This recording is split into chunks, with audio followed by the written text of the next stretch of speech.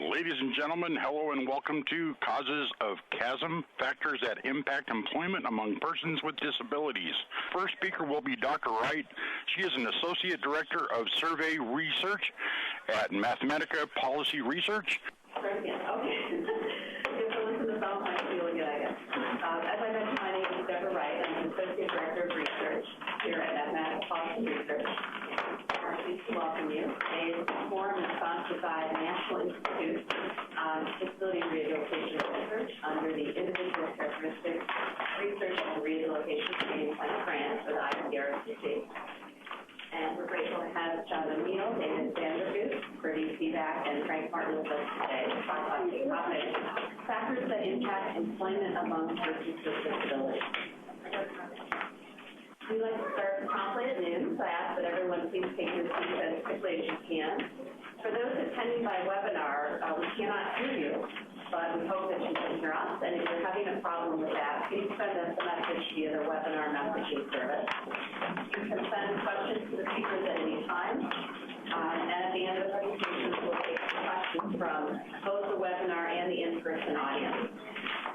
For our in-house audience, you'll notice that you have packets on your chair. And these contain today's event, a save the date flyer for our upcoming forum on May 16th, and a comment card.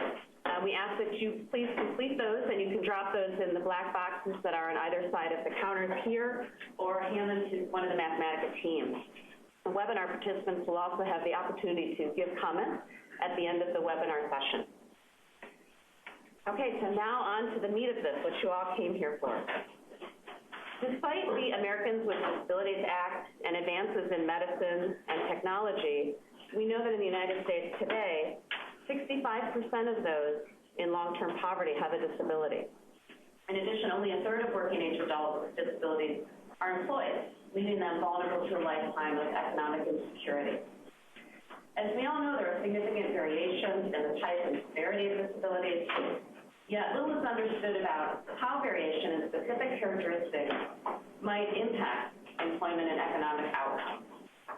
This is really one of the primary goals of the ICRCC, to better understand which individuals fare better or worse and why.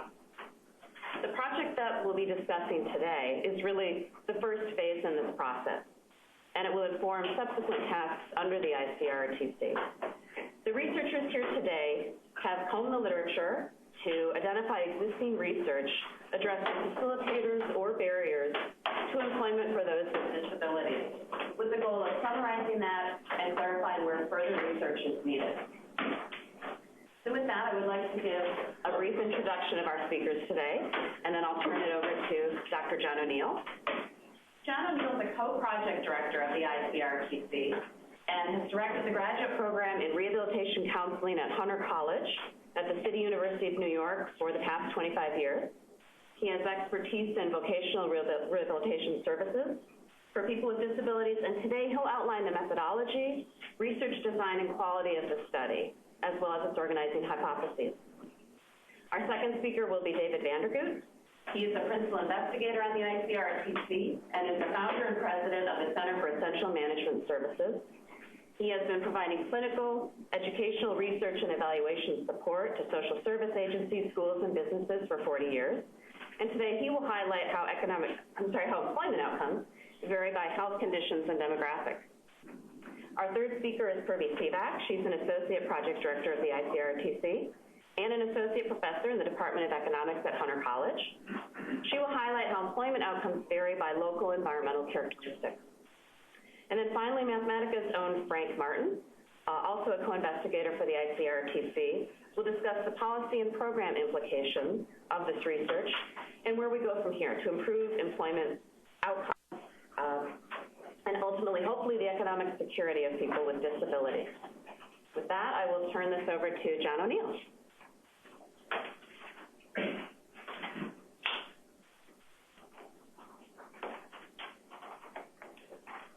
Good afternoon, everyone. I would just like to point out that this Rehabilitation Research and Training Center is a collaboration between the University of New Hampshire, Cornell University, the Council of State Administrators of Vocational Rehabilitation, Center for Essential Management Services, Mathematical Policy Research, and Hunter College.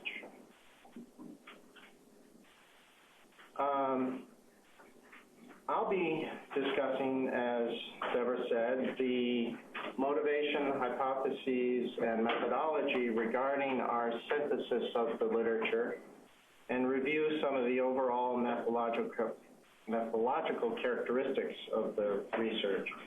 Dave Vandergoot will focus on the first two hypotheses that guided our literature review, and he will also be reviewing the quality of the research relative to an ideal research design for each hypothesis, and findings drawn from the population-based studies will be presented. Purvi Savek will focus on the third hypothesis that guided our literature review. Again, quality of research will be reviewed relative to an ideal research design related to hypothesis 3. In addition, Purvi will describe research findings related to our to two policy areas: the receipt of Social Security disability insurance and the receipt of vocational rehabilitation services. And finally, Frank Martin will comment on the implications of the literature synthesis for policy that directs research priorities. Our research is structured into three phases.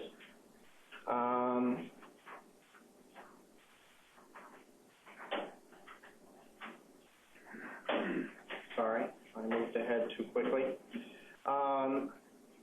Deborah has already commented on many of the disparities that people with disabilities experience in terms of employment and economic.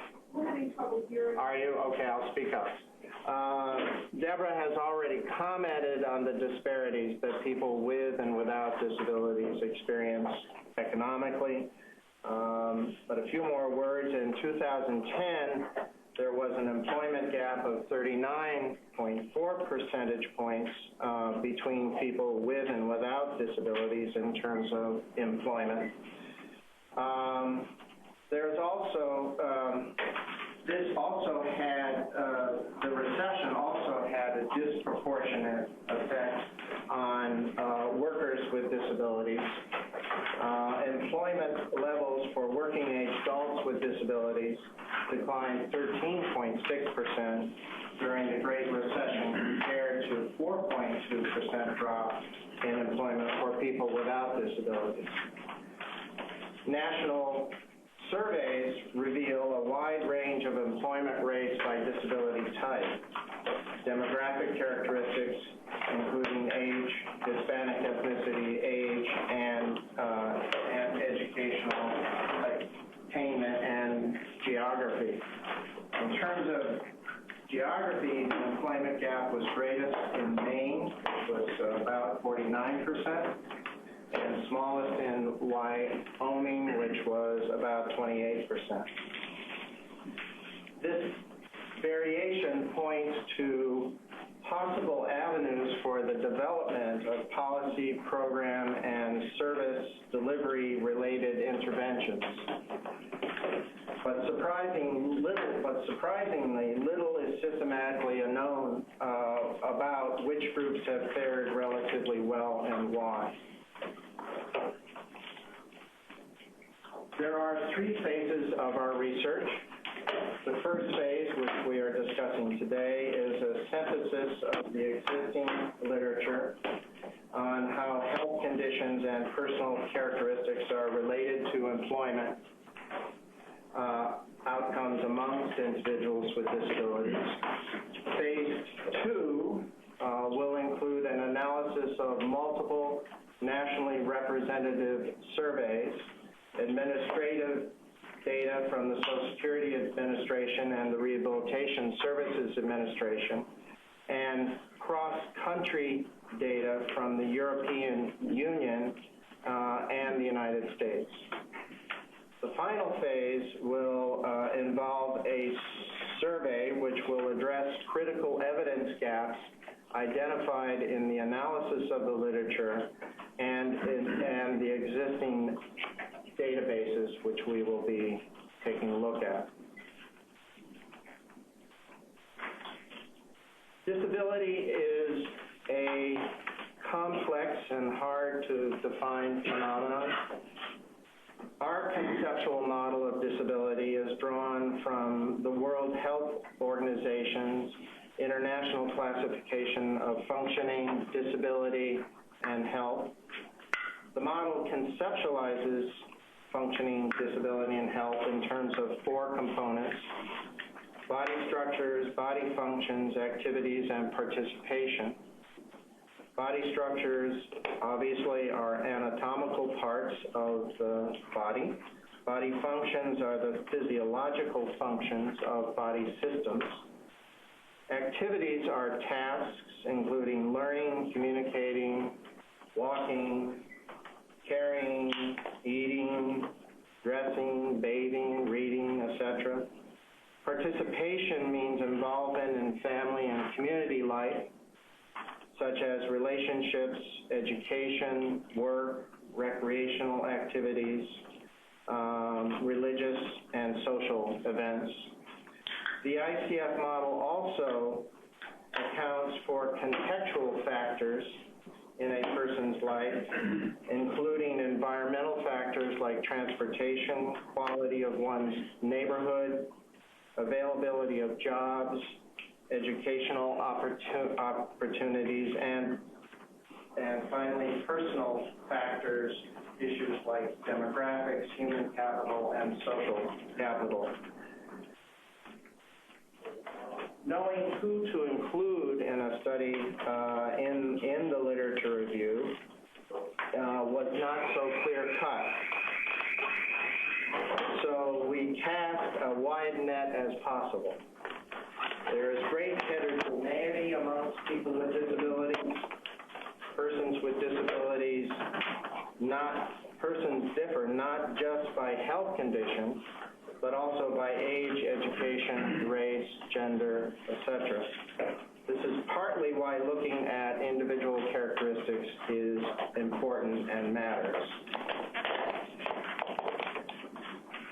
Our hypotheses are structured, as I said, around the World Health Organization's conceptualization of disability.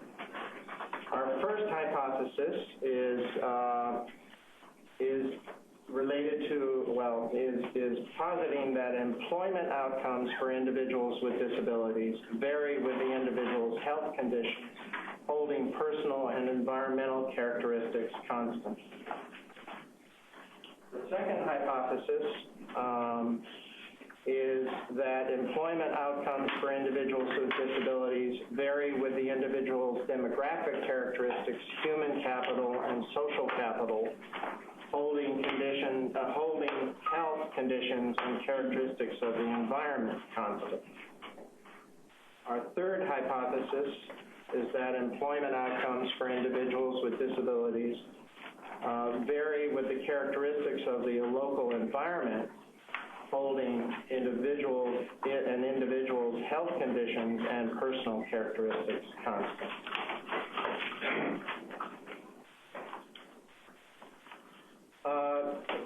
I'll briefly review the methodology for the literature review.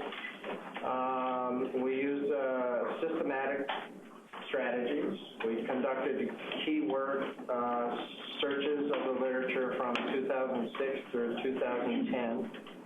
We reviewed abstracts, 2,077 abstracts, and read 492 full texts that met our inclusion criteria. And we identified 321 quantitative studies that focused on the relationship between health conditions, individual characteristics, or environmental characteristics and employment outcomes of people with disabilities.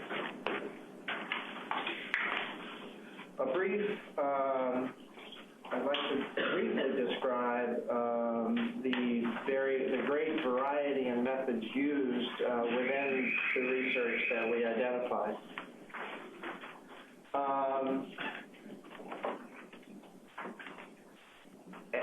As you can see, the variation is great in terms of designs that were used.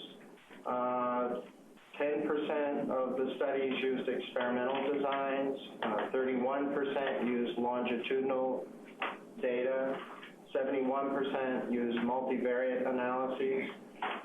Experimental designs and multivariate analyses are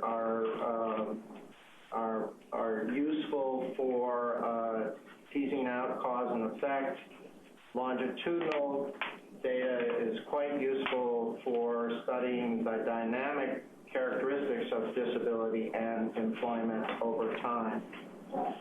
There was also variation in the type of data that we found.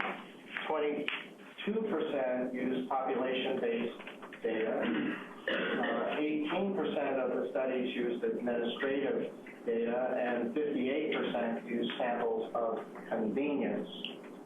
Population-based studies tend to be large, governmental-funded databases that are representative of a whole population or country, which allows for the results to be generalizable to that population.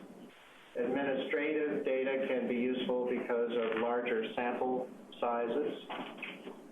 Convenience samples are usually, the size of the sample is usually relatively small, and they can be workplace surveys, they can be surveys of hospital patients, they can be data drawn from interventions. With all this variation, it's difficult to get policy-relevant answers from existing literature. I think many people think that there is already so much research out there, but little of it is actually equipped to answer questions about causality. There's also variation in terms of the population studies. Most of the studies looked at one particular health condition. Very few looked at more than one health condition. There was also quite a bit of variation in sample size. More than half, 59% of the studies included sample sizes less than 1,000. And of those 1,000, 190 studies, that is 58%, of the studies that had samples under 1,000 had sample sizes less than 200. And there were 41 studies that had sample sizes greater than 20,000. There was also quite a bit of variation in terms of the employment outcomes that were looked at. Most of the studies only looked at employment alone, and not with other quality indicators of employment, such as wages, hours worked, retention, benefits.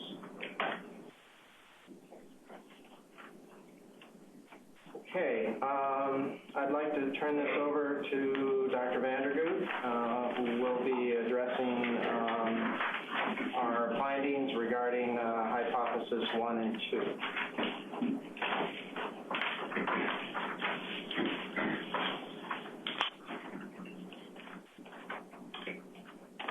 Yeah, thank you, John. And it's my pleasure to be here. Thank you for inviting me. If my voice falls off in the back, please let me know. And did I really say I've been doing this for 40 years? I don't know where I got that, but hopefully it was from you. Can I ask a question? I'm a little confused about the difference in the definition of how you're using disability and health conditions. We will get to that in a minute. Okay. Very good segue. As John said, that I will be looking at what we've learned from our first two hypotheses. And the first one, if you recall, is concerned with examining the relationship of health conditions to employment outcomes experienced by people with disabilities while holding personal and environmental conditions and characteristics constant. What would be an ideal research design that we would expect to see in studies that were examining this relationship? Well, first, we would expect the researchers would recognize that mediating and moderating a lot of the relationship between health conditions and employment outcomes would be necessary to measure as well. They would be including them in their studies. For the purposes of today, in terms of how we define these mediating and moderating factors, we'd like to use risk factors as being those which would moderate the relationship, and protective factors would be those that would mediate it. And this would give some idea of how these things might be used in policy and practice. An example of a risk factor might be a local business condition. It might be an unemployment rate, whereas a protective factor might be something like education and vocational training. We would expect to see that the sample would include people not only with different health conditions, but also people without health conditions, because we really want to see the specific impacts that health conditions have on employment outcomes. We would like to see that multiple employment outcomes were looked at. So it wouldn't just include the employment status of an individual, but it will also look at the hours worked, the earnings, how satisfied they might be with the job, what opportunities they might have for advancement, and so on. And finally, then, we would expect that the research design itself would certainly control for other factors that we know influence outcomes, and that these factors would be controlled statistically or through some other means. And here we'll come to that question that you asked about definition of terms. As we went through the literature, we certainly saw a whole variety of terms that were used to describe those limiting factors that people with disabilities experience. We saw a health condition used, disability, disorder, impairment, functional limitation, and so on. For our purposes today, we are going to simply use health condition. We know that each of these terms have a specific and a technical meaning, and that they were all actually measured in different ways. And those definitions are very important to the specific research projects being done. But again, to help and facilitate our presentation, we will be simply classifying all of these terms as health conditions. Does that help you? It helps me, but as a person with a disability, it offends me. It offends you, you said? Yes. Okay. We can talk more about that later when we get to the question and answer period. Because things like developmental disabilities, intellectual disabilities, being deaf, being blind, I don't think those are health conditions, but it's your research, you get to pick. Yeah, and those specific conditions were actually addressed in much of the research. But again, we're just trying to facilitate the communication of the major findings. All right. Of the 321 studies that met our inclusion criteria, we found that actually 107 examined the link between health conditions and employment outcomes for people with disabilities. We were able to classify all of these health conditions into 15 different categories. Again, there are many more, but for, again, purposes of the presentation, we collapsed them into these 15 categories, ranging all the way from cognitive, psychiatric to hearing loss. But the major areas were intellectual, mental, cognitive, orthopedic, musculoskeletal, and sensory. A large majority of the studies fell into 4 specific areas. Well over half of the studies were concerned with cognitive psychiatric conditions. About a quarter or a third were focused on functional capacities, and about a quarter each focused on chronic health conditions or conditions associated with alcohol and substance abuse. Well, how does our research stack up against our ideal research design? Well, first, we looked at people with and without health conditions. And we found out that only about 70% of the papers examined only one condition. Only about 21% examined 2 of the conditions, and only 11 or 10% of the overall sample examined 3 or more. Thus, we see that not too many conditions are typically included in the studies that we looked at. Some papers just compare people with disabilities to people without disabilities without specifying what the health conditions actually were. In terms of multiple employment outcomes, 52% of the studies, just a little more than half, actually addressed more than one employment outcome. The most frequent outcome addressed was employment status, then followed by earnings and hours worked. Our third standard would be that the studies would control for other characteristics that could interfere or influence outcomes, other characteristics including personal, demographics, human capital, and social capital factors, as well as environmental factors. We found that only 64% of the studies controlled for any one of these, and only 16% actually controlled for all of these possible influences. All right, what does the literature show? What we've seen is that most of the studies that do control for any of these other conditions typically control for some demographics. We wanted to at least have, in our review of this current literature, studies that had some element of control in them. And we wanted to use population-based samples because that would help us with our generalizability. And also these had larger sample sizes, so we could rely more on the results. Also, these studies would be more likely to inform what we would do on phase 2 of our research, which is to analyze existing national data sets. Some specific findings of these population-based studies, when we look at people with and without disabilities, all basically show that people with disabilities have lower employment outcomes across the board. They experience employment less, their hours worked are less, and their earnings are less. Now, the studies that compare people with different conditions, about 91% of the studies indicate that there are differences across specific conditions, and typically those with more severe disabilities have more negative outcomes, and those with psychiatric and substance abuse conditions have more negative employment outcomes. When we look at studies that compare people with different health conditions, using only our ideal research design studies, 100% of these studies, all of them actually show that people who have different health conditions experience significant differences across all the employment outcomes. So our very best studies are showing us that health conditions really do make a difference. We have one case study to present to you. This is a study entitled The Effects of State Policy Decisions on the Employment and Earnings of Medicaid Buy-in Participants in 2006. It was published in the Journal of Disability Policy Studies in 2009. The authors were Henry Iris and Gilbert Kim and Sue Liu. We are privileged to have one of the authors in our audience right now, Gilbert Kim. So if anyone has particular questions about this study, we can get an expert response. But the study controlled for demographic, human capital, and social capital factors.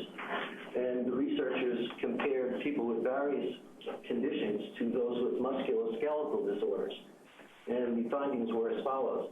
Those with mental retardation were 2.8 times more likely to be employed than those with musculoskeletal disorders. Those with severe mental illness were 1.8 times more likely to be employed. Other mental disorders were 1.5 times more likely to be employed. Those with sensory impairments were 1.8 times more likely to be employed. And those with other conditions were 1.1 times more likely to be employed. Next, we'll move on to those studies which examine hypothesis 2. And this hypothesis is concerned with individual characteristics such as demographics, human capital and social capital factors, holding health conditions and environmental conditions constant. Our ideal research design for these studies would include, again, multiple employment outcomes, and that we would look specifically at the individual characteristics impact on employment employment while controlling for health conditions and environmental factors. For the samples of these studies, we only really need to use people with disabilities. We already know that health conditions has an effect, so we don't want to include people without disabilities. We know that that would influence the outcomes. So we don't want to include people without disabilities in these samples. We have basically three classifications of individual characteristics that we saw in the literature. The first can be described as demographic characteristics and include such things as age, gender, race, Hispanic, ethnicity, immigration, and sexual orientation. By far, the variables most frequently studied were age and gender, followed then by race. In terms of human capital factors, the variables would include education, training, work skills, work history, attitudes, criminal history, and health insurance. Here, education is the one most frequently studied. Also, socioeconomic status is included in that. And then finally, we can categorize other variables under social capital factors. And here that includes marital status and connections with family, friends, and acquaintances, as well as community connectedness. And here we see that marital status is most frequently studied.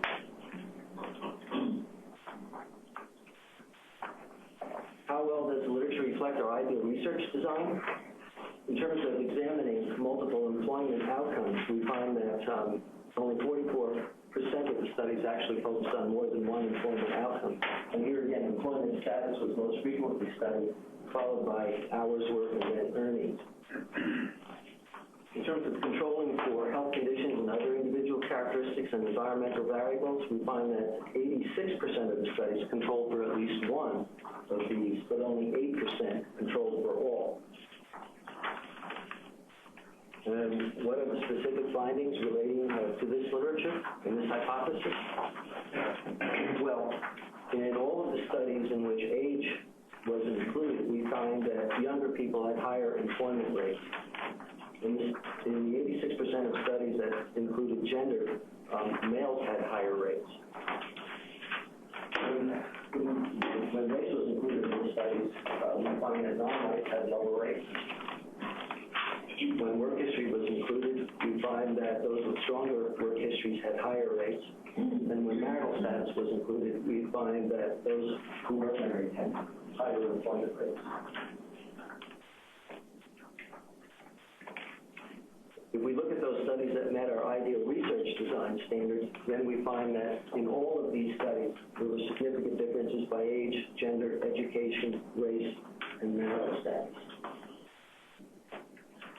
Our specific study as an example of a well-defined hypothesis 2 study is one entitled School to Work Program Participation in the Post-High School Employment of Young Adults with Disabilities, published in the Journal of Vocational Rehabilitation in 2008. This study controlled for health conditions and environmental factors and found that invariably males fared better than females in all of the employment outcomes. The outcomes of blacks were worse than that of whites, and college and high school graduates fared much better in terms of employment outcomes than those without a high school diploma.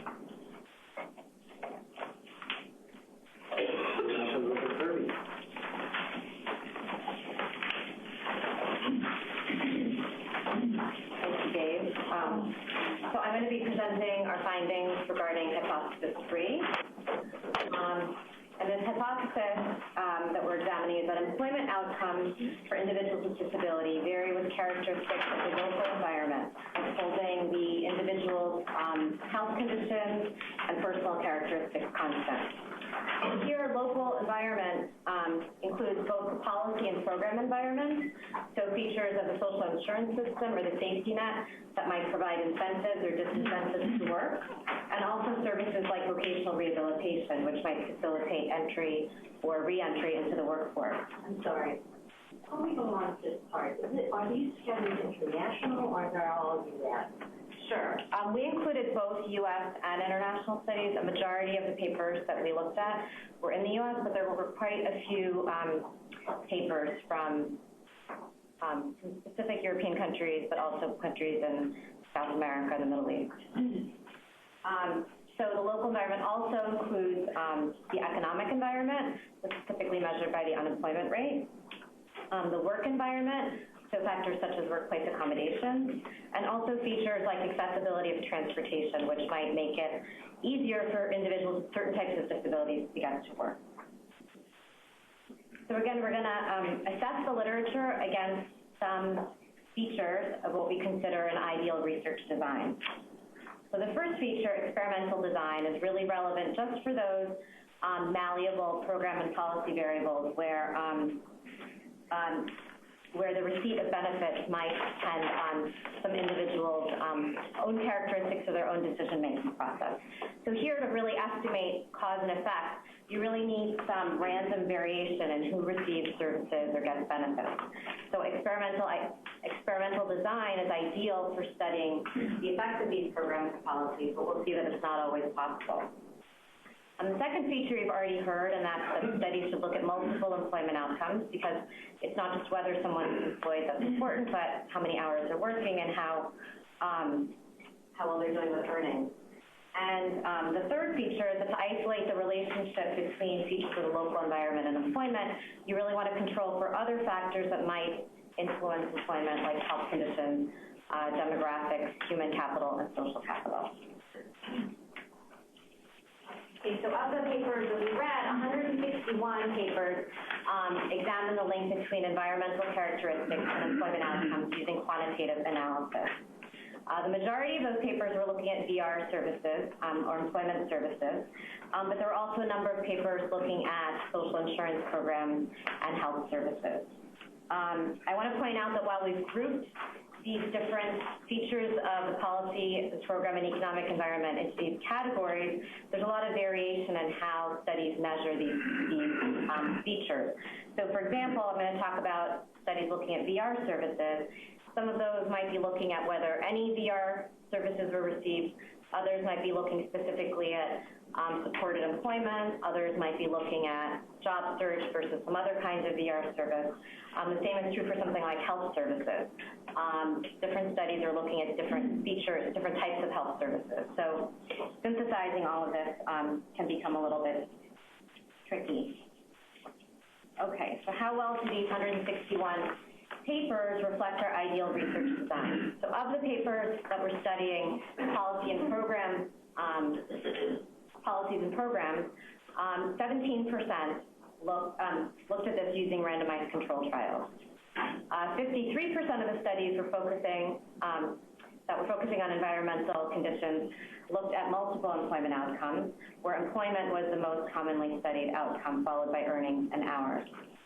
And as I said, we'd like studies to control for other factors that influence employment, and 81% of the studies looking at environmental characteristics did control for some other domains, but only 11% controlled for all of them. Okay, so what does the literature find?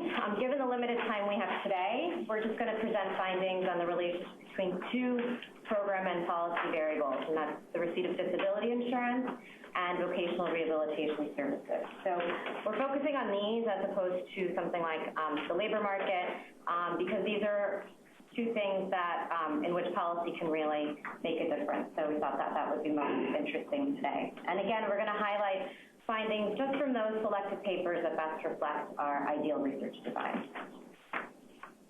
Okay, so first, what do we find about the receipt of disability insurance? So DI, as we all know, offers cash benefits to people with sufficient work histories who can no longer work due to a health condition. So the program eligibility rules have imposed certain work disincentives, and there's been significant concern about this given the growth of the program, but there's little agreement on the magnitude of these disincentives. While our ideal research design was to look at experimental design or randomized control trials, there aren't any to look at. So we are going to focus on a few well-designed quasi-experimental studies which exploit some natural variation in who gets benefits, who gets DI benefits. So one of these studies showed that in the absence of DI receipts, the marginal applicant, the applicant who is sort of just on the threshold of being approved for DI or not, would be, so in the absence of DI, that beneficiary would be 21 percentage points more likely to be employed, 13 percentage points more likely to engage in substantial gainful activity, which SSA defines as $1,000 or more of earnings per month. And she would earn $1,600 to $2,600 more in annual income. So there's several other recent well-designed quasi-experimental studies that at least qualitatively confirm these results, despite using slightly different natural experiments. So one study exploits variation in allowance rates of administrative law judges that review randomly assigned DI appeals. The paper whose results I just presented, just described, uses variation in randomly assigned disability examiners. And another study exploits discontinuities in the vocational grid used to in the disability determination process at ages 45, 50, and 55. So despite the fact that they're using different experiments to sort of tease out cause and effect, and they get basically similar results, that DI received significantly reduces employment, although the magnitudes of their estimates vary from study to study. One slightly different paper focuses on DI beneficiaries as they transition to Social Security retirement benefits at age 65, and they look both before and after the repeal of the Social Security earnings test in 2000. So this study is useful because it's actually trying to estimate the effects of something that's maybe feasible, which is changing the specific parameters of the DI program. So their results are quite large. They find a significant increase in employment once the incentives change at age 65. So they estimate that replacing the current treatment of earnings in DI with something like a 1-for-2 benefit offset would increase employment among DI beneficiaries by at least 10 percentage points. And this, they claim, is sort of a minimum or a lower bound of the estimated effects because they're really only able to look at people at age 65. So we would expect the effects to be larger for individuals in their 40s or 50s. There's also evidence that the disincentive effects of DI vary by the individual characteristics of the beneficiary. It's largest for people under age 45 with mental health conditions, though this hasn't been consistently found across these studies, and also for people with musculoskeletal impairments. And the disincentive effects seem to also be larger for individuals whose health impairments are less severe. So while I'm impressed with the recent papers and the sort of creative use of natural experiments, I want to highlight some limitations. First, most of these studies are limited to comparisons of allowed and denied applicants. Because all applicants are influenced by the program through the determination process, the control group that these studies are using is not necessarily the best counterfactual. Second, most of these studies can only compare the effects of receiving benefits versus not receiving benefits. And what I think would be useful in addition to that is more studies that would examine potential effects of changing particular program parameters. Okay, so another potentially important determinant of employment outcomes for people with disabilities is the employment services that they may or may not receive. There are many studies that examine the various features of the vocational rehabilitation system, the VR system, which are meant to improve competitive employment outcomes. So the Rehabilitation Services Administration has a lot of data that they collect from the state on closed VR cases, and that data is available to researchers as the RSA 911 data. So the studies using the RSA 911 data that look at services related to looking for, getting, and keeping a job find that they're all associated with greater employment. And while the magnitudes vary, some of them find effects that are large enough they suggest that receipt of these services would double or triple the odds of employment. Studies have also found that providing college education is consistently positively related to employment outcomes. And again, the magnitudes vary, but some estimates suggests that there'd be roughly a doubling, the odds of employment would be twice as high, and that earnings would be almost twice as high as well. Okay, so despite the large sample size of the RSA 911 data, which is huge, and the many, many studies that have used the RSA 911 data to look at employment outcomes, there are some limitations. So the first is that all these studies are correlational, and they can't tell us anything about why these services are associated with better employment outcomes. So it could be the case that these services actually have a causal effect, that they improve employment outcomes, but it could also be the case that individuals who are more likely to become employed or become well employed are more likely to take up certain services. The second limitation is that because the RSA 911 data and many studies looking at VR services are limited to individuals who are receiving VR services, they can't really test the effect of getting any VR versus no VR services. So, as we said, randomized control trials can get around some of this by using experimental design. And RCTs of VR have also shown significant differences in employment outcomes by specific kinds of VR studies. So the RCTs of VR that we saw were looking at the effects of particular innovative or alternative VR services. And they all found that these alternative or innovative services improved employment outcomes. Again, the magnitudes vary, but on the higher end, there were some studies that showed that the odds of employment were 5 times as high. So despite the fact that RCTs are one of our ideal research design components, the RCTs on VR services were limited in other ways, mostly by the fact that they had very small sample sizes. So the average in the ones we looked at was 176 individuals. And so this is obviously going to limit the ability to look at differential impacts across health conditions or by demographic characteristics like sex or race or education. Also, most of the RCTs used a very narrowly defined sample. So typically they're looking at individuals with one specific kind of disability or one health condition. And most of them actually look at people with psychiatric disabilities. And so you can't generalize from that one narrowly defined subgroup to individuals with disabilities as a whole. Okay, so just to summarize our findings overall from the literature review,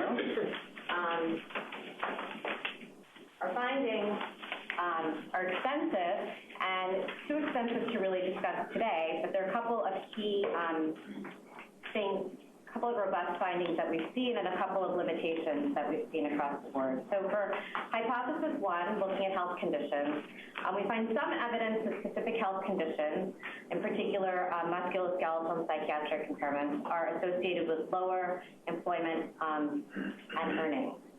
A limitation in the literature, as Dave discussed, is that very few studies are actually looking across individuals with different kinds of disabilities or different health conditions. So hypothesis 2, that employment outcomes differ by demographics, human capital, and social capital. So we found substantial evidence that employment outcomes with disabilities do differ by age, gender, race, education, and marital status. One limitation that we'd like to work on in our research is that few studies examine whether these differences vary by health condition, and few of these studies adequately examine social capital variables other than marital status, which we suspect might play an important role. And for hypothesis 3, which I just discussed, the limited RCTs and well-designed quasi-experimental studies suggest that policy and services do matter. And as I said, there are some clear limitations. Without random assignment, the policy inference is limited. And even with the quasi-experiments that I discussed, there's limitations in terms of what the implications are for policy. Before I hand it over to Frank, okay, great, thank you.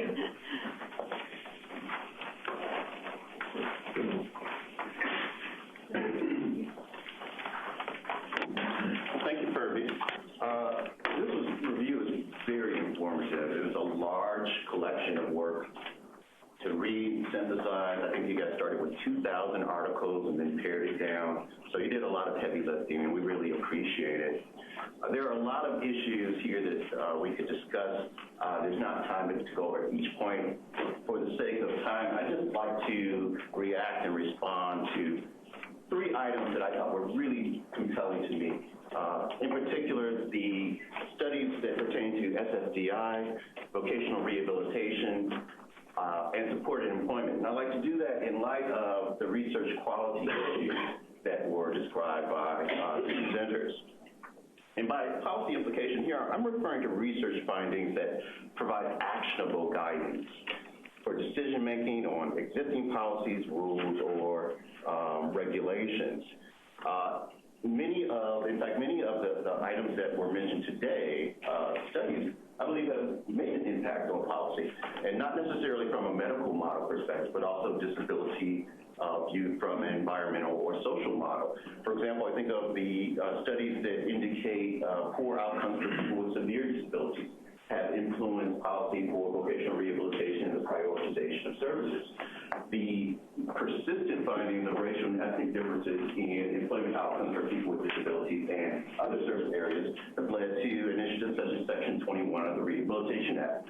And with regard to SSDI and many of the issues that they're dealing, there have been calls for demonstration projects to try and figure out ways to reduce the number of people who are on SSDI and help them return to work. So in some ways, there have been some policy implications and changes that have occurred that we know of. Now, just thinking about the SSDI findings and the study that Kirby referred to, I'd like to reiterate, SSDI is a very important health and disability program. It's an essential lifeline for millions of Americans. But it's also facing some significant economic problems.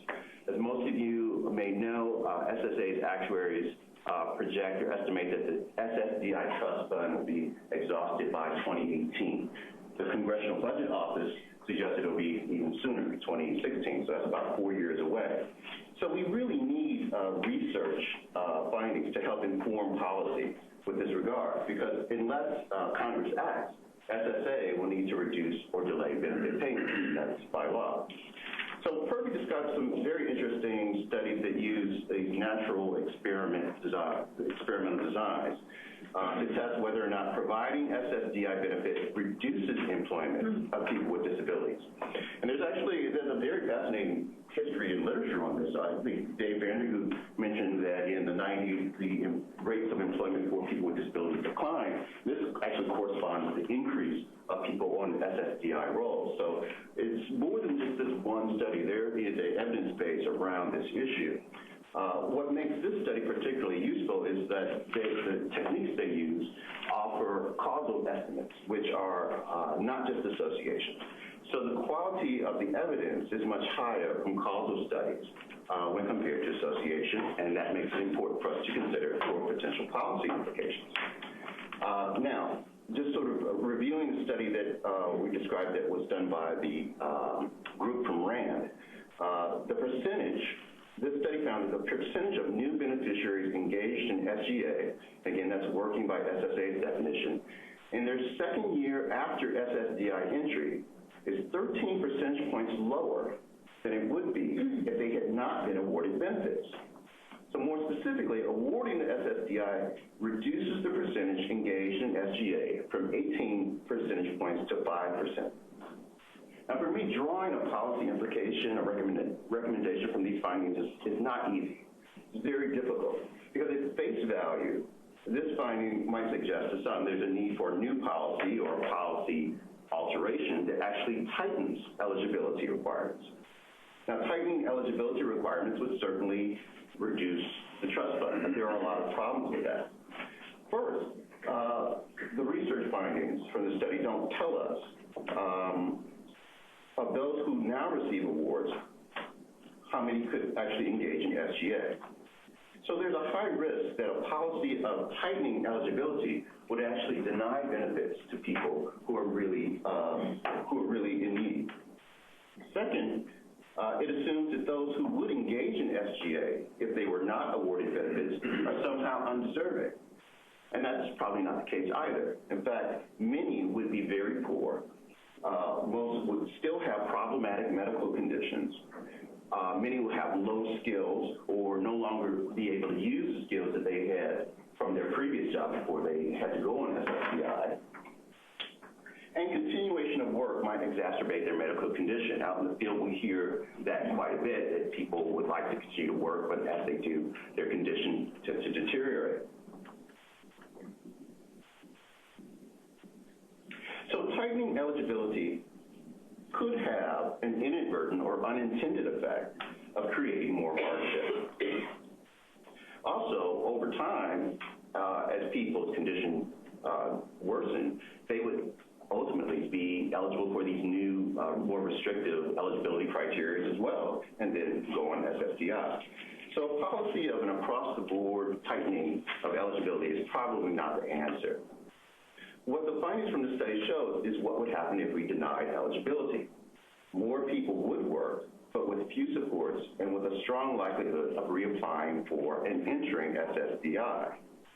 What's more likely is that there are disincentives to working above SGA, and a policy implication is that these structural barriers should be removed. Policies that encourage stay at work or return to work, that offer services and supports and increased incentives may be a better approach. It's fairly likely that if people can keep their benefits and return to work, it's likely that they'll be able to do so, or be likely to do so. The challenge is figuring out how to do that and reduce the cost of SSDI. So in summary, I think the findings on the SSDI program don't really provide enough information to inform policy. Now, I'd like to switch gears to vocational rehabilitation, another program that's really important, large public program exclusively for serving people with disabilities in terms of employment. It's really difficult also to suggest policy implications from VR research because the quality of the evidence is quite modest.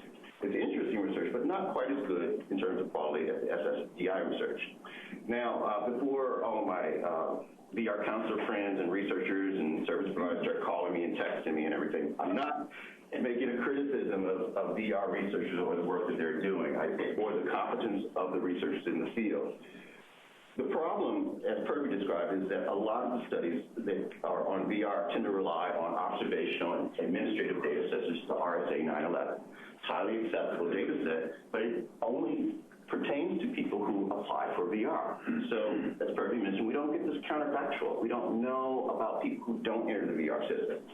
Also, the RSA 911 and these administrative data sets don't provide a lot of information about outside influences, the employer's environment and the changes that they might be encountering in a changing economy or during a recession.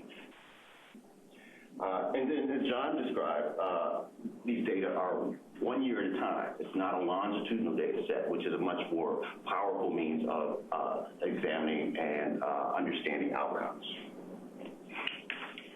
So the VR data is difficult to make implications from because it's associations, not causal. We've learned that, for example, people who receive college education have better outcomes, but we don't know if those estimates are overstated or understated. Yeah. So I'd like to move on now and just sort of point out a couple of other items very briefly. The employment outcome measures, I was really struck by the fact that there are so few employment outcome measures that are used in studies. It seems to me that people with disabilities and providers have a lot of additional concerns with regard to employment. Intrinsic rewards, alignment with career goals, subjective factors with regard to the quality of the environment. So employment outcomes goes far beyond simple wages. And that's something that I think could be and should be incorporated into future work. And then finally, I want to point out this issue, an issue that I think is absent from the review but could be incorporated, and that's consumers' voices. The review that was shown today was primarily a quantitative review of empirical studies. What we don't have are qualitative studies or input into either the quantitative design or qualitative studies by themselves, such as focus group studies or interviews that could help inform some of these predictive factors, such as the education experience and social supports that actually improve outcomes. For example, with qualitative input to a quantitative design, we could think about supported employment, for example. Supported employment is a program where you might need input from the participants, people with spinal cord injury, for example, to learn more about how you would like to design that study. And I'd just like to go back and sort of reiterate, we were talking about vocational rehabilitation programs and supported employment. That was actually one of the studies that we have a great deal of confidence in terms of its effectiveness, particularly for people with psychiatric disabilities. But as Kirby mentioned, it's difficult to generalize to other groups. There's actually a recent systematic review done on autism spectrum disorders and employment outcomes, and they found that supported employment was actually the effectiveness of supported employment was actually uncertain. So it is important to know that it's a good program to aim for, but difficult to generalize to other groups. So I think in general, the review is very impressive, but we don't have enough good evidence to actually inform policy and move forward. And with that, I think there are a lot of other sort of questions that are raised from this review, and I'll hand it over to Debbie to Okay, thank you, Frank. I want to thank all of our presenters, in addition to Frank. They've given us a lot of food for thought. So what we'd like to do now is take some questions from both the in-house and the webinar audience. Now, because we do have a very large group today, not just here, but also online, I do want to ask that you please limit yourself to one question so everybody gets an opportunity to ask if they want to. And when you are called upon, please state your name and your affiliation. And that's in addition for the webinar folks online as well. But to make it a little bit easier for us to record, have a high-quality sound recording, we do have some handheld mics that we're going to pass to you when you do have a question. And you won't hear that amplifying sound in the room, but it'll help us when we archive this webinar. So, okay, let's go ahead and take a question here from Gail.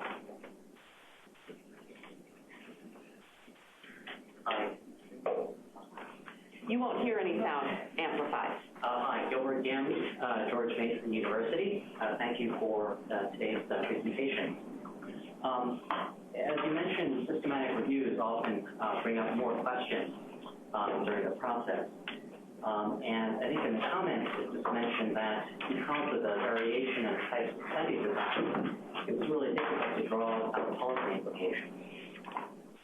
Based on your experience, what types of study designs would be influential for policy, either ideally or best examples of what you've seen? And what would that look like if you could provide us some examples? Thank you. I'm not sure who is the best direction. Does one of you feel more people than the other? I can start. Okay. I think it depends on what you are looking at evaluating. So when we were talking about the ideal research design, it was in the context of whether we want to look at differences in employment across different health conditions or impairments. That ideal design would just be different than if you wanted to look at the effects of specific VR programs. So in terms of something like evaluating particular employment services, I think you want to have some random assignment and some, so that you can draw some causal inference, but also that you want to do this not just for one specific subgroup, but for people with lots of different kinds of disabilities. And so with a large enough sample size, a well-designed experiment which collects data about all the other factors that might influence the individual's employment. I don't know if that's what you were asking. I don't think there's one perfect study to answer all the questions. So if there's one study that was particularly influential to policy, what would that be? And if none of them were, what would be? I think a lot of it depends on what policy you're concerned about changing, because there could be many different designs for studying many different policies. For example, I was thinking of the issue with the RSA 911 data, and one of the things that could improve that data set and its usefulness for policy would be to look at open cases as well as closed cases, so that we could get a better understanding of the stock and flow going through that system. And we can anticipate when the system hits bottlenecks and when certain things may need to happen to address certain issues that occur within the system. But that certainly doesn't help a lot of other policy issues. But that would be one that I think that would help VR manage its state-federal program better. I know for DI, I've been interested in the bond demonstration for the benefit offset. National demonstration, specifically because it's not just looking at what happens if we had no DI at all, but actually looking at the specific sort of implicit tax on earnings. So I need to read more about it, but I think that has the potential to be influential in forming policy. So hoping that it will be well done and have some important findings. The question in the very back. Hi, my name is Jason, and I work at the Department of Labor. I just had a quick question. When I look at slide 16 and the various health conditions, I can easily see how my disability, which is a spinal cord injury, could fit into 4 of these categories. So I was wondering how you accounted for that effect. Also, just a quick statement about slide number 22. I just think it's important that when you're doing research to familiarize yourself a little bit more with the nomenclature. I see you refer to people as mentally retarded on this page. And I would ask you to look to Rose's Law and use intellectual disability as opposed to mental retardation. Thanks. Thank you. In terms of how we classify persons with spinal cord injury, I can't recall a specific article that addressed that, but we would probably include that under orthopedic. Or either other physical impairment, really not sure. Yeah, no, it was included under other orthopedic, and I think I said that the environmental factors, like these are categories just to allow us to show the distribution of studies across different health conditions, but there's obviously a lot of heterogeneity within these categories.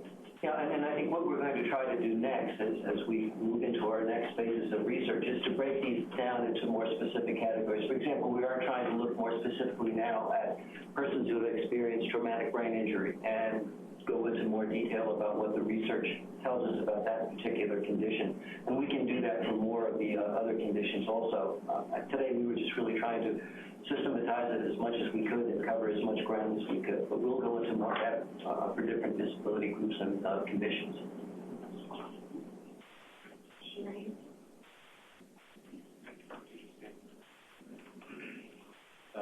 Sorry, is there a mic? Oh, thanks.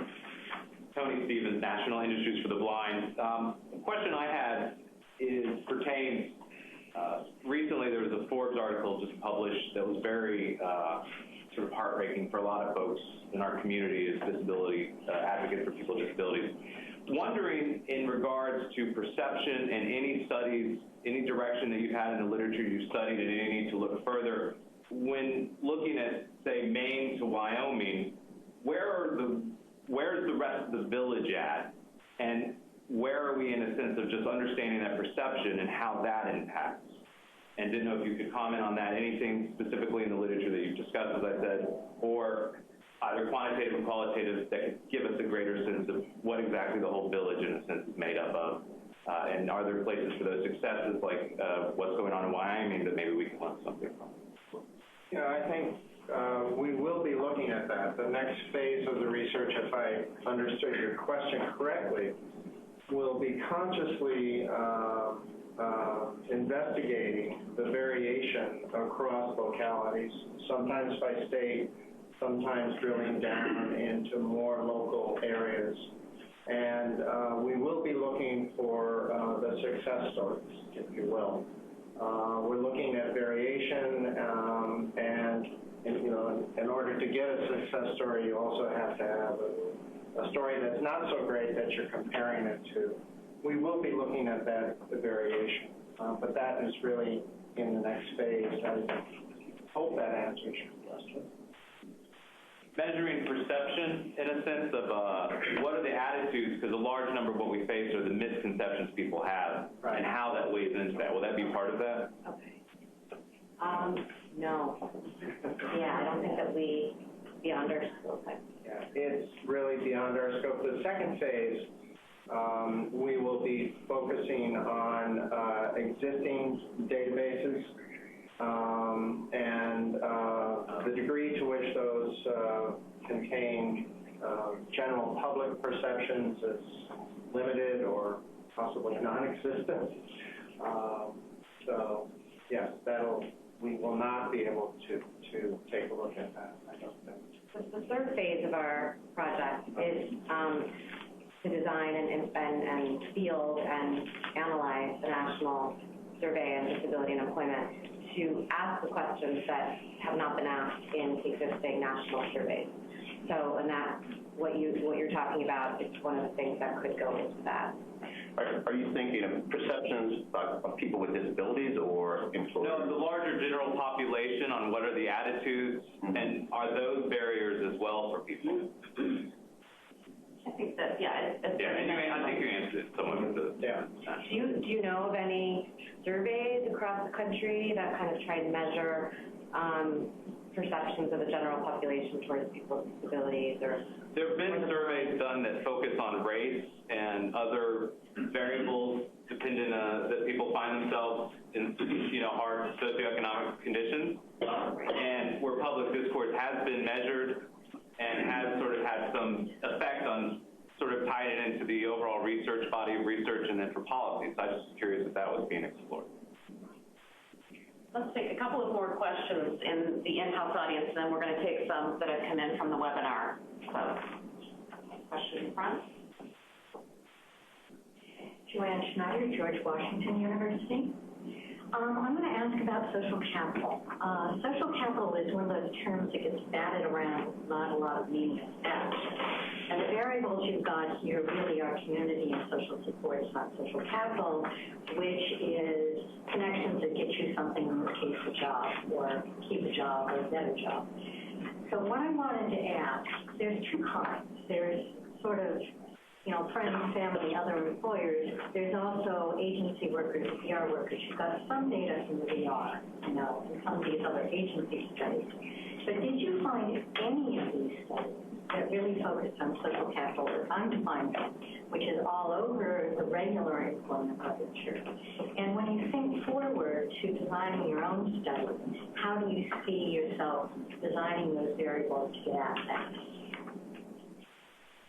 Dave, you want to do that, or is that for Kirby? Well, I think certainly your observation is accurate in the sense that really what we presented today is a reflection of what's in the literature and the weakness of the literature. And the question you're asking is a good one, and we don't have an answer to it yet because we're, the degree, and it'll be interesting to see the degree to which, and we have some of us in this room are probably much more familiar with what the social capital variables might be in the larger national surveys. My hunch is, or the little I know, is it's probably relatively limited, okay, and we'll be reflecting to some degree what's already in the literature that we're reviewing. But we probably, I would imagine, given what we've presented today, we will focus on social capital to some degree within the national survey that we hope to do. Well, it's clear that the current literature really doesn't, at least in the disability area, really doesn't cover that concept very well, and it's not well conceived either. So I'd be interested in hearing more from you about how you've seen it done in other areas of study so that we might be able to pick up on that. Yes, I think John already has some online.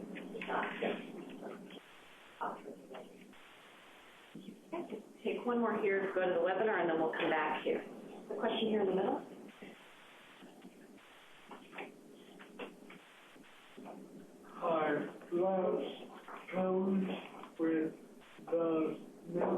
National Council on Independent Living. It seems like you had some problems with the both vocabulary and definitions in your meta-analysis of the studies. As you move forward and develop this video project, how are you going to engage the disabled community so that you will be looking at the right things in the right time? Just a quick comment. One, some of the terminology in what we're presenting here does come directly from the literature. It's not necessarily a reflection of our terminology. But I think your point, there are two or three people that made a point regarding our classification of individuals with disabilities and then how the terminology we use around that. And I think the point regarding mental retardation is well taken. We received it and we won't use that again. One of the ways that we include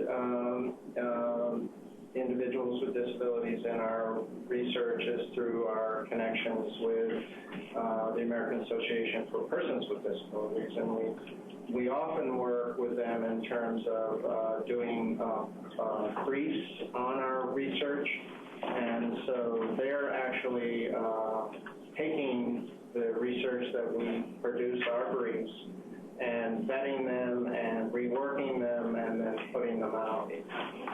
So we do have that input.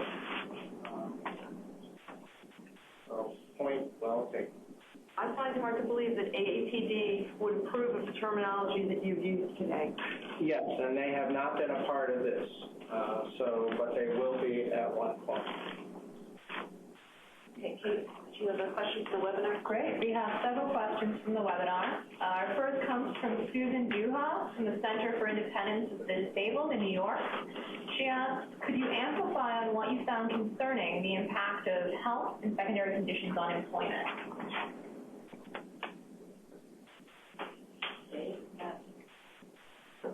Can we amplify on it in terms of services, or just, we really did not have much research that focused on services by specific condition. Basically, the findings that we have are what we presented in terms of how health conditions may be mediated and moderated by such things as education and work experiences and so on. But obviously, I think one of the limitations of the research is our inability to understand what would be the best kind of approaches to use with people with different kinds of disabilities and conditions. And that's where we need to see the research going as well. So based on this literature, there's not much we can really do to amplify what we've already said. Next question came from Jane Mansauer. She noted that it was interesting that 100% of the age studies showed young people having higher employment rates. A, is this indicative of qualities of this group, for example, command of IQ or reflection of age description more generally? And B, how has the recession impacted this finding?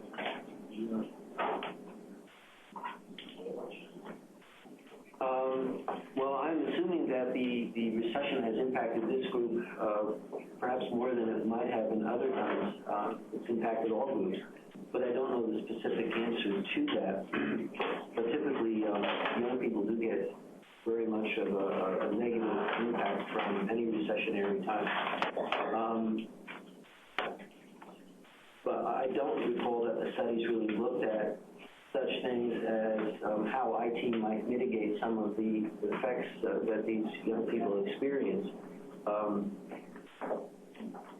Again, most of the studies did not look that specifically at variables that could really change that influence between age and outcome. One more on Melissa. The next question is the general question. Will there be a report or paper describing this research in more detail available at some point? Yes. Yes. Yes. Where and when? Yes, how smart. Forthcoming. Yeah, we have more to do with this literature. We have to drill down in a little more detail. We have to look at, in detail, the non-population-based studies. We reviewed the population-based studies in some depth, but we haven't really looked in any depth at the administrative data based studies or the studies that use samples of convenience. Yeah, I think we'll be better in a year from now to answer some of the specific questions that we're getting right now. So this is good direction for us. Any other questions in house? Questions here in the middle? Here. Hi, Sheree Hunter from the U.S. Department of Labor. Thank you for your presentation. I had a question about the sample size again. When you say you have studies that have 1,000 or less people or 200 or less people, were these people with disabilities only when you say 1,000 or less? Yeah, most of the studies that have smaller sample sizes were only including individuals with disabilities, and typically a specific kind of disability or a specific health condition. Okay. But the population study itself included those with and without disabilities? Many of the population-based studies did. So, for example, there are studies, using the Survey of Income and Program Participation, the nationally, representative data set. Some of the studies that use nationally representative population-based data sets then limited their analysis to individuals with cognitive, intellectual disabilities, and so they were using population-based studies, but then we're still only focusing on people with disabilities. And just to make sure I'm understanding your odds ratio about marital status, those that were married had higher odds of employment? Yeah. Okay. Thank you. There's another question here. Hi, Kristen Joyce. I just had a follow-up question about the timeline of the study in general. I'm interested in the next steps as well. So when we should be expecting to see the different parts of it. I guess that's for me. I would expect we have more work to do on phase one. I'm anticipating that by midsummer we should have finished that work. And I'm not sure what the products will be at this time. They might be white papers or reports on, maybe population-based studies, maybe one on administrative-based studies, or we may be looking at particular individual characteristics and summarizing the literature for those individual characteristics like age, gender, education, that we are yet to determine, but I'm hoping that work should be done by mid-summer. At the same time, we are planning phase two, and we're in the efforts of gaining access to Restricted versions of some of the data. Right, and we're in the process of getting access to matched administrative data as well for phase two. We should have some results from phase two by the end of the year, and possibly also by summer. Other questions in house? One here in the back. Yeah, hi, my name is Brian Miller from the Department of Education, and just had a question with respect to whether or not you all had been able to discern any sets of studies or studies that show the impact of access to health care services as an impediment to employment, particularly for those who are receiving Social Security benefits. Thank you. Yeah, there have been a number of studies. So we decided not to present findings from those papers today because they are so heterogeneous in what they're looking at that it's hard to summarize. But there have been studies that show that receiving health services or having adequate health insurance coverage can make differences, and that will be summarized in the manuscripts we produced, but we didn't synthesize that for today. Thank you.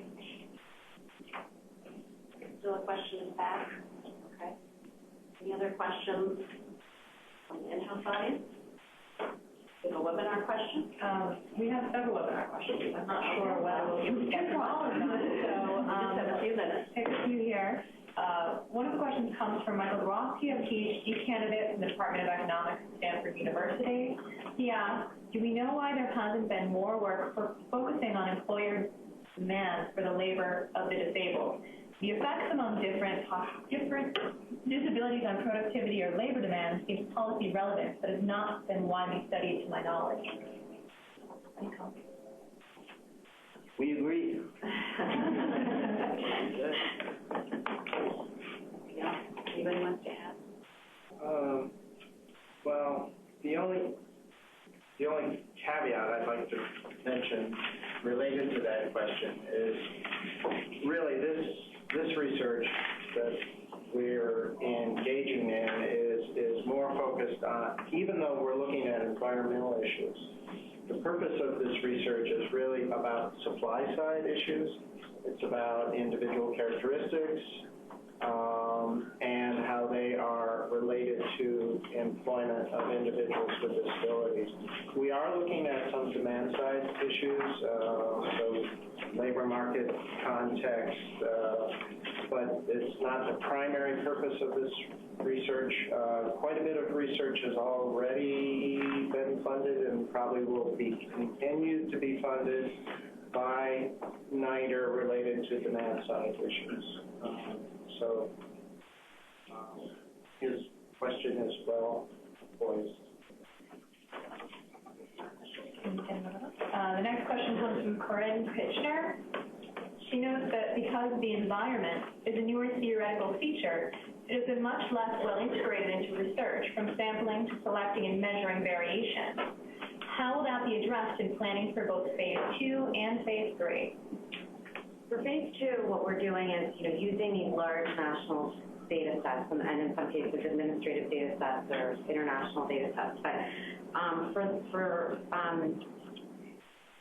what we're doing for many of these is that using the data that individuals provide in the surveys, like the CPS or the Survey of Income and Program Participation, and then actually collecting data separately on the local environment. So, if we're looking at U.S. data, people might face the same, some of the same policy incentives, but at the state level, there might be differences. There might be state differences in supplemental security income. There might be state differences in unemployment rates. And so what we're actually doing is collecting that data separately and merging it and matching it to the individuals, so that even though the surveys don't measure the environment, we're going to do that and match it up to the individuals. We have time for one more. Another question from Michael Dorofsky. He notes that the first two hypotheses are phrased in terms of the effect health or personal characteristics on labor market outcomes, without distinguishing between labor supply. Again, another supply side question. That is, workers' choice given a set of employment opportunities and labor demand. What employment opportunities are available to different types of individuals? The SSDI studies presented here provide estimates of the labor supply responses. Well, I don't think they can really differentiate between labor supply or labor demand. All we see is the outcome. And it could be because of individual decision-making about whether to work or not. It could also be based on their opportunities in the labor market, and it's probably an interplay of both of them. So I would disagree that the studies are really looking at labor supply. Okay, well, I thank you all for attending and encourage you to please attend either in person or by webinar our next forum on May 16th, Future for Young Americans with Disabilities, Economic Success.